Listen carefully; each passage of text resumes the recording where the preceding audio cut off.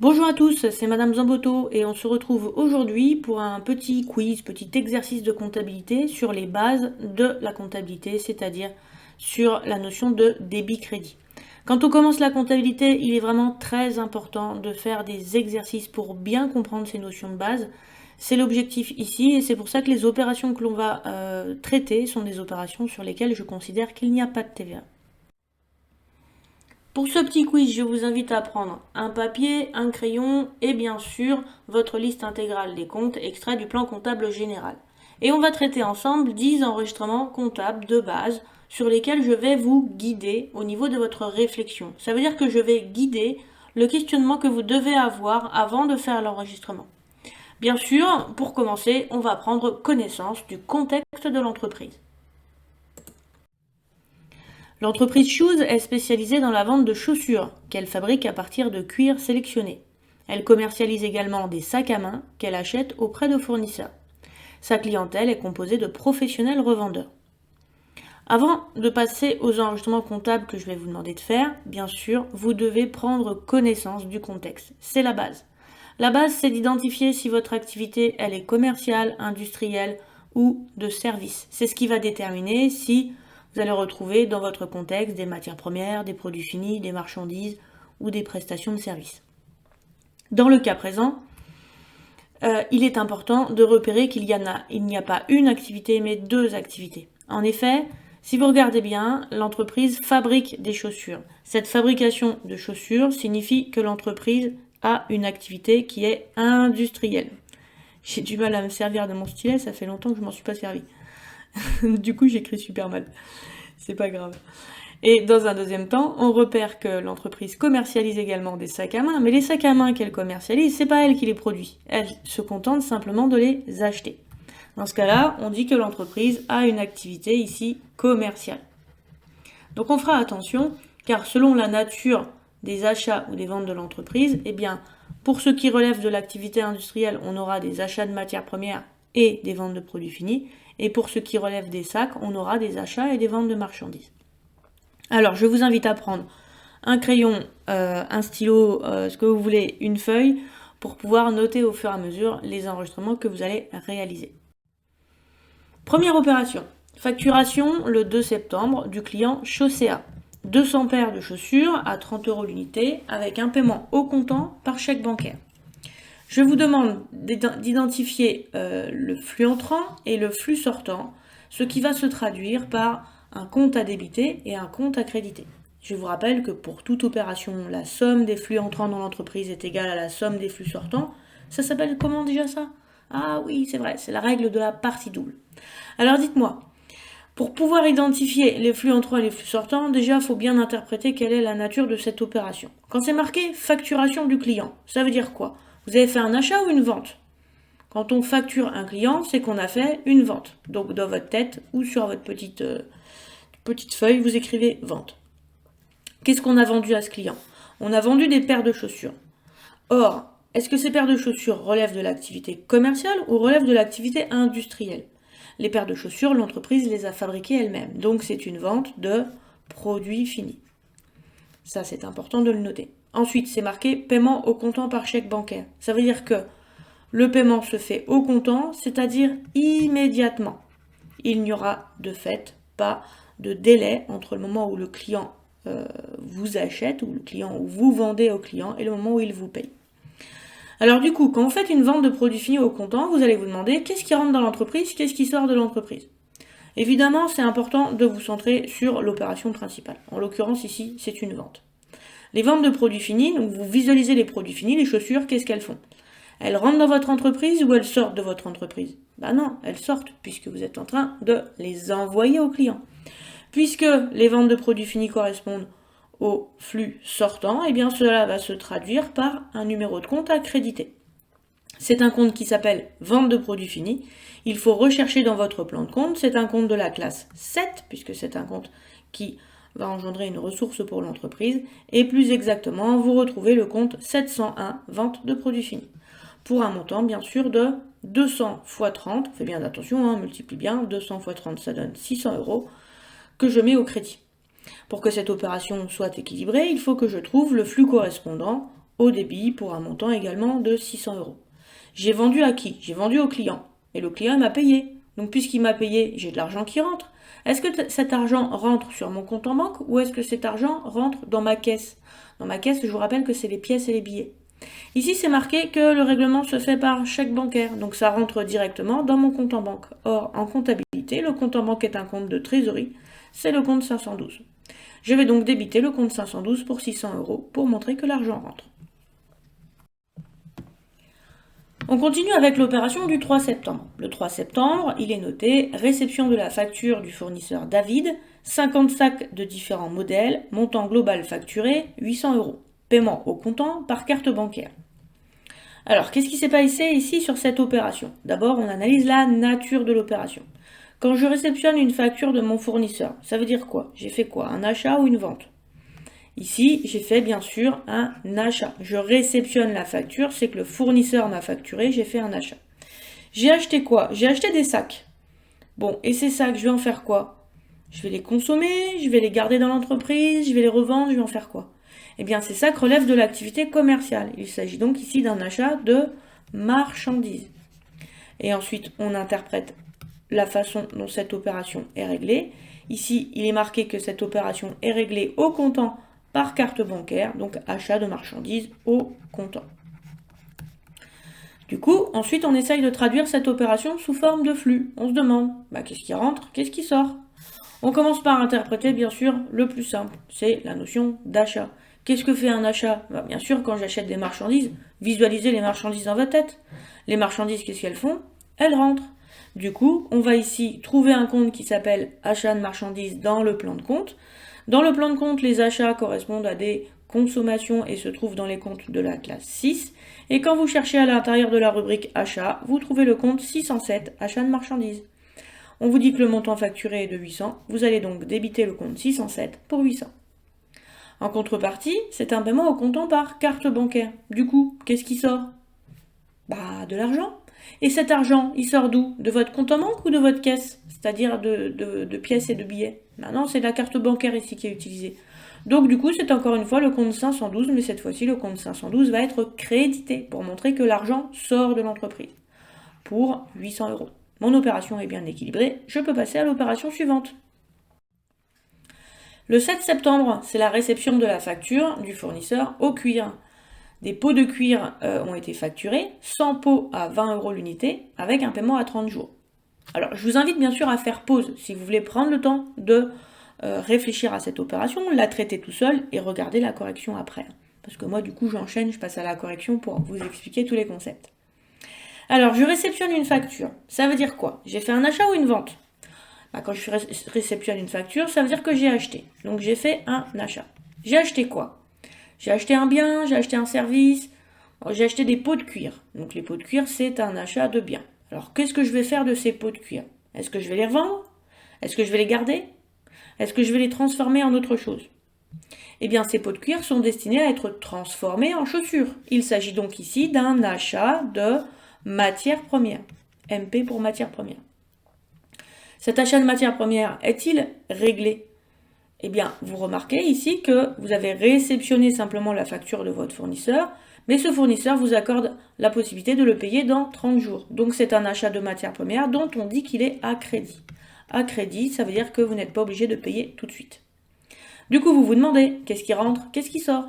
Vous vous centrez sur l'opération principale. Ici, l'opération principale est un achat. Et l'achat, par définition, ça rentre dans l'entreprise. Donc ici, je vais chercher le numéro de compte qui correspond aux achats de matières premières. Les achats correspondent, quand ils sont consommés dans le cadre de l'activité, à un compte de la classe 6. Et ensuite, je trouve dans le plan de compte le compte 601, achats stockés de matières premières et fournitures. Pour un montant de 100 multiplié par 20, c'est-à-dire 200. En contrepartie, je me demande qu'est-ce qui sort. Et là, je me dis, il n'y a pas d'argent qui sort, puisque le fournisseur, il me dit que j'ai le droit de payer dans 30 jours. Oui, mais je vais devoir constater les flux sortants différés. En l'occurrence, j'ai acheté, et en contrepartie, je sais que je vais devoir payer le fournisseur. Il y a donc ici un flux monétaire sortant différé. Autrement dit, je dois constater que j'ai une dette envers un fournisseur. Et du coup, c'est pas très compliqué. On peut raisonner en termes de créances et de dettes, mais en fait, Soyez simple, vous dites j'ai acheté. J'ai acheté à qui? J'ai acheté à un fournisseur. Et bien du coup, vous allez ici utiliser le compte 401 fournisseur, qui est un compte de tiers. Dans les comptes de tiers, les comptes de la classe 4, vous mettez en évidence les créances et les dettes de l'entreprise, créances et dettes d'exploitation. Donc ici, pour un montant de 200 €, vous créditez le compte fournisseur pour constater que vous avez une dette envers ce fournisseur, c'est-à-dire vous enregistrez un flux monétaire sortant différé. Vous savez que vous allez devoir le payer, mais plus tard. Le 10 septembre, c'est la facturation du client Laal, 10 sacs à 30 € l'unité, avec un paiement sous 15 jours. Alors dites-moi, quelle est la nature de cette opération? Puisque vous facturez un client, il s'agit d'une vente, parce qu'on ne fait pas d'achat avec les clients, ça n'existe pas. Avec les clients, on fait des ventes et avec les fournisseurs, on fait des achats. Donc on a fait une vente, on a vendu quoi? Des sacs. Or, ces sacs, est-ce que c'est nous qui les fabriquons ou pas? Ben non, on les a simplement achetés. Donc c'est une vente de marchandises. Et cette vente de marchandises, elle se fait comment? Au comptant ou à crédit? On encaisse tout de suite ou on encaisse plus tard? Eh ben, on a laissé un délai de paiement de 15 jours au client. Donc c'est une vente de marchandises à crédit. Du coup, on interprète l'opération principale. L'opération principale ici est une vente. Une vente. Les marchandises, les sacs là, qu'est-ce qu'ils font? Ils rentrent dans l'entreprise ou ils sortent de l'entreprise? Ils sortent puisqu'on est en train de les livrer aux clients. Donc on va chercher ici un compte de vente. Les comptes de vente, ce sont les comptes de la classe 7, c'est un compte de produit. Plus exactement, le compte vente de marchandises, c'est le compte 707. En l'occurrence ici, pour un montant de 10 x 30, c'est-à-dire 300 €. Vos marchandises sont sorties. Bon, vous avez vendu au client, le client il est censé vous payer. Vous a-t-il payé? Non, il ne vous a pas payé car vous lui avez accordé un délai de 15 jours. Du coup, vous allez constater que le client va devoir vous payer dans un certain nombre de jours. Autrement dit, vous constatez que vous avez une créance sur ce client. Et pour constater une créance, on constate un flux monétaire entrant différé. Il s'agit ici du compte 411 clients. Alors pour retrouver le numéro de compte, en fait, c'est pas compliqué. Vous dites, j'ai vendu. Bon, j'ai vendu à qui? J'ai vendu au client. Et du coup, s'il ne vous a pas payé, vous mettez le compte client. Comme tout à l'heure, je vous ai dit, j'ai acheté, mais j'ai pas payé, mais je dois de l'argent à qui? Au fournisseur. Du coup, vous cherchez le compte fournisseur. Vous identifiez en fait le nom du tiers envers qui vous avez une dette ou sur qui vous êtes en train de constater une créance. Donc là, en débitant le compte 411, je viens de constater que j'ai une créance sur le client Laal. Le 11 septembre, c'est la réception du devis de l'électricien pour la mise aux normes de l'installation électrique de l'entreprise. Le montant estimé de ce devis est de 500 €.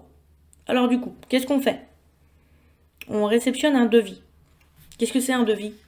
Un devis, c'est une estimation du montant des travaux qu'il va devoir réaliser. Mais en fait, il y a un piège. Oui, il y a un piège parce qu'un devis, c'est pas une pièce comptable. Un devis ne s'enregistre pas en comptabilité.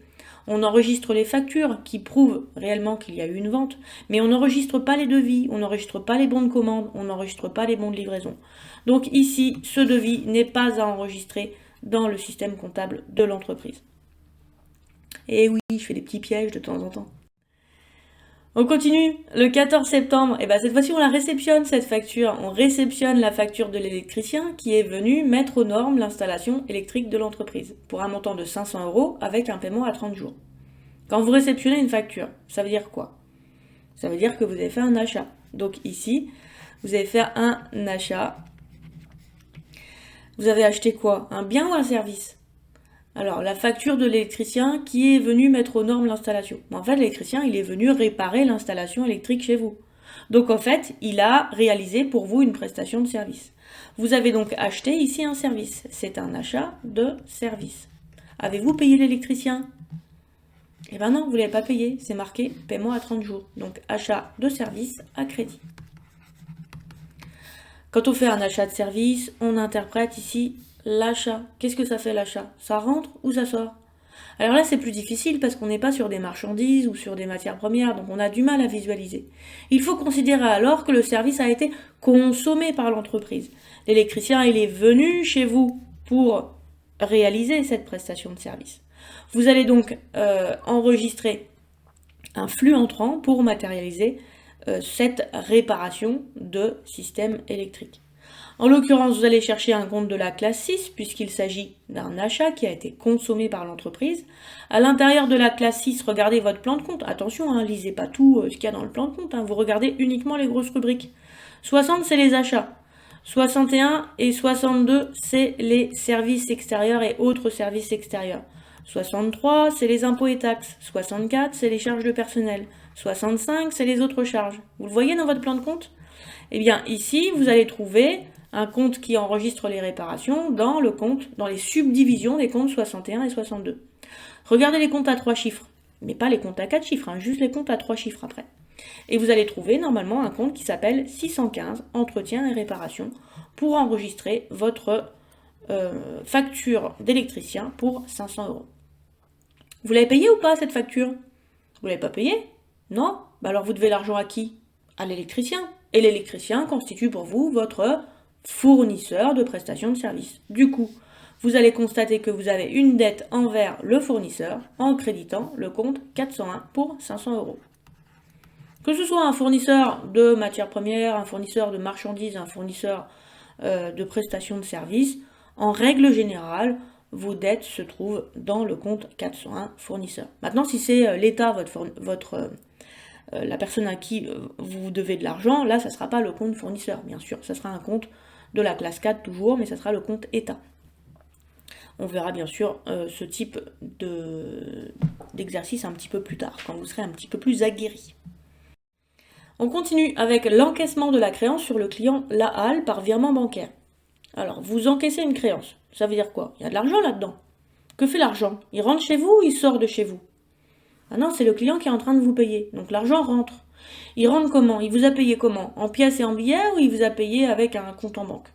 Il vous a payé par virement bancaire. De fait, l'argent va rentrer chez vous. Il va rentrer chez vous, plus exactement, il va rentrer sur votre compte en banque. Vous allez donc débiter le compte 512 pour 300 €.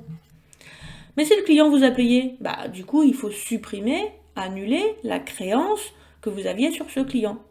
Et bien du coup, vous faites le raisonnement comme ça dans votre tête. Vous dites, j'ai reçu de l'argent. J'ai reçu de l'argent de qui? J'ai reçu de l'argent du client.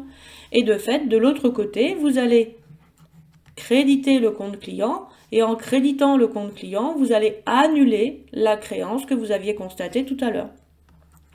Si vous avez bien pris en note les enregistrements de tout à l'heure, je vous rappelle que lorsque l'on avait vendu à ce client et qu'il ne nous avait pas payé, on avait débité le compte client pour constater la créance. Et vous voyez qu'ici, on est en train de mettre le compte client de l'autre côté pour annuler la créance.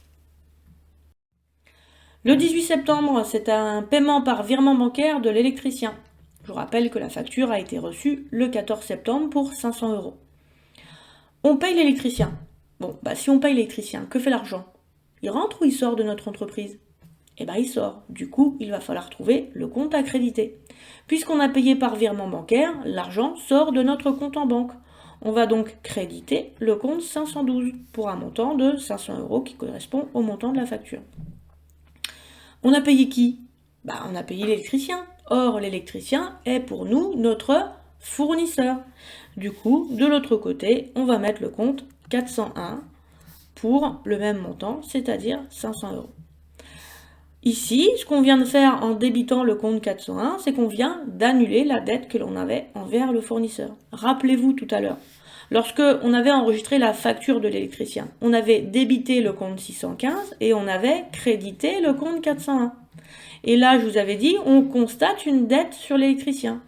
Et du coup, quand on règle la dette, eh bien le compte 401 se retrouve de l'autre côté pour annuler la dette. Allez, on complique un petit peu les choses pour rigoler à la fin. Le 20 septembre, c'est une vente de 5 paires de chaussures à 30 € l'unité et de 2 sacs à 20 € l'unité au client texto, avec un paiement au comptant en espèces. Vous avez vu ici, il y a plusieurs lignes, ça veut dire que ça va être un petit peu plus compliqué. Allez, je vous laisse interpréter cette opération. Bien sûr, c'est marqué vente, donc ça, c'est pas compliqué. Donc, on a une vente. On a vendu quoi? Des marchandises ou des produits finis? On a vendu des paires de chaussures. Les paires de chaussures, ce sont des produits finis. Si on regarde bien, on a vendu 5 paires à 30 € l'unité. Ça fait 150 € de vente de produits finis. Ah oui, mais sur la même facture, on a également facturé 2 sacs. Or, les sacs, c'est pas nous qui les produisons. Les sacs, on les a simplement achetés. Donc, il y a également une vente de marchandises. 2 sacs à 20 € l'unité, ça vous fait 40 €. Et le paiement a lieu au comptant en espèces. Donc du coup, quand on additionne, bien sûr, ça nous fera un paiement de 190 €. Alors dites-moi, comment j'interprète cette opération? Qu'est-ce qui rentre, qu'est-ce qui sort? On commence par l'opération principale. L'opération principale, c'est une vente. Plus exactement, des ventes. Il y a des ventes de produits finis et des ventes de marchandises. Eh bien, je vais distinguer sur 2 lignes différentes, la vente de produits finis pour 150 € et la vente de marchandises pour 40 €. Vous allez donc aller chercher dans votre plan de compte le numéro de compte pour les ventes de produits finis, c'est le compte 701, c'est un compte de produits, les produits ça sort, et en contrepartie, et en complément, vous enregistrez votre vente de sac dans le compte 707. On distingue bien les ventes selon leur nature, elles ne dépendent pas de la même activité. De l'autre côté, forcément, pour que la règle de la partie double soit respectée, il faut que j'enregistre un ou plusieurs débits de compte pour 190 €. Ici, c'est marqué que le règlement du client s'est fait au comptant en espèces. Donc l'argent est rentré. Et il est rentré pour une fois, non pas dans le compte en banque, mais en espèces, c'est-à-dire dans le compte caisse de l'entreprise. Et pour le compte caisse, on utilise alors le compte 53 avec un 0 derrière. En fait, dans le plan de compte, c'est marqué...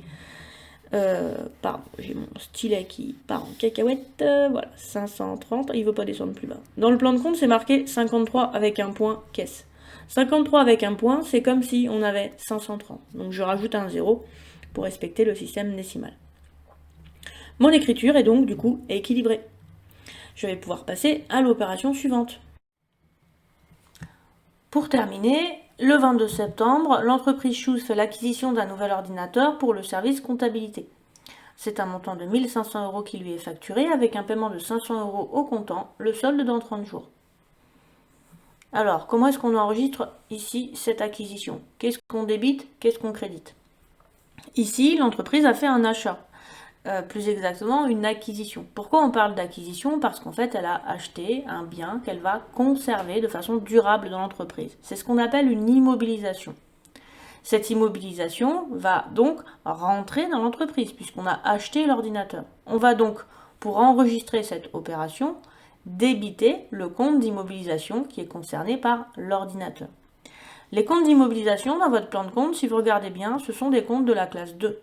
Plus exactement, puisqu'il s'agit ici d'une immobilisation que l'on peut toucher, il s'agit d'une immobilisation corporelle. Quand vous regardez ensuite dans les subdivisions de votre plan de compte, eh bien, il vous faut retrouver un compte qui s'appelle matériel de bureau et informatique. Il s'agit du compte 2183. Donc évidemment, vous allez prendre l'habitude de retrouver ces numéros de compte. Au début, c'est un petit peu compliqué et puis au fur et à mesure, on se rend compte que c'est toujours les mêmes comptes qu'on utilise. Donc ici, le compte 2183 est débité car l'ordinateur est rentré dans l'entreprise. Mais qu'est-ce qui sort en contrepartie? Eh bien, il y a un paiement de 500 € au comptant. 500 € au comptant, eh bien, du coup, on va créditer le compte 512. Alors, je ne l'ai pas mis, mais on considère que c'est 500 € au comptant par chèque bancaire. J'avoue, je n'ai pas mis dans l'énoncé. Donc, compte 512 au crédit pour 500 €. Et si je veux équilibrer mon écriture, je vois bien qu'il me manque ici un crédit de 1000 pour respecter le principe de la partie double. J'ai payé une partie au comptant et le reste sera payé plus tard. J'ai donc une dette envers qui? Eh bien, envers le fournisseur à qui j'ai acheté l'ordinateur. C'est un fournisseur spécial, c'est pas un fournisseur classique, c'est un fournisseur à qui vous avez acheté une immobilisation. Donc d'habitude, pour enregistrer les dettes fournisseurs, on utilise le compte 401. Mais dans votre plan de compte, vous verrez que vous avez un compte spécial pour enregistrer les dettes envers les fournisseurs d'immobilisation. C'est presque comme le 401, mais c'est le 404. On utilise le 404 uniquement quand on a des dettes envers des fournisseurs à qui on a acheté des immobilisations. Ainsi, vous avez bien une écriture équilibrée. À droite, vous avez crédité deux comptes pour une valeur de 1 500 €. À gauche, vous avez débité le compte d'immobilisation pour 1 500. La règle de la partie double est respectée. Alors, ça a été cet exercice? Bon, je vous ai un petit peu aidé parce que c'est la première fois qu'on le fait, donc du coup, je vous ai guidé sur l'analyse des différentes opérations. Mais en fait, à chaque fois, le questionnement que je vous fais sur chacune des opérations, il faut que vous le fassiez dans votre tête. Est-ce que c'est un achat? Est-ce que c'est une vente? Est-ce que c'est un paiement? Et du coup, vous traduisez à chaque fois tout ça par des flux. Je vous invite bien sûr à cliquer sur j'aime si vous avez apprécié cette vidéo pour la retrouver dans vos favoris, à la partager auprès de vos camarades pour qu'ils puissent eux aussi profiter de ces petits conseils en comptabilité. Et puis bien sûr, abonnez-vous à la chaîne pour retrouver régulièrement des vidéos. En activant la cloche, eh bien, vous recevrez même des notifications à chaque fois qu'il y a une nouvelle vidéo qui paraît sur la chaîne. Eh bien, à bientôt pour d'autres vidéos.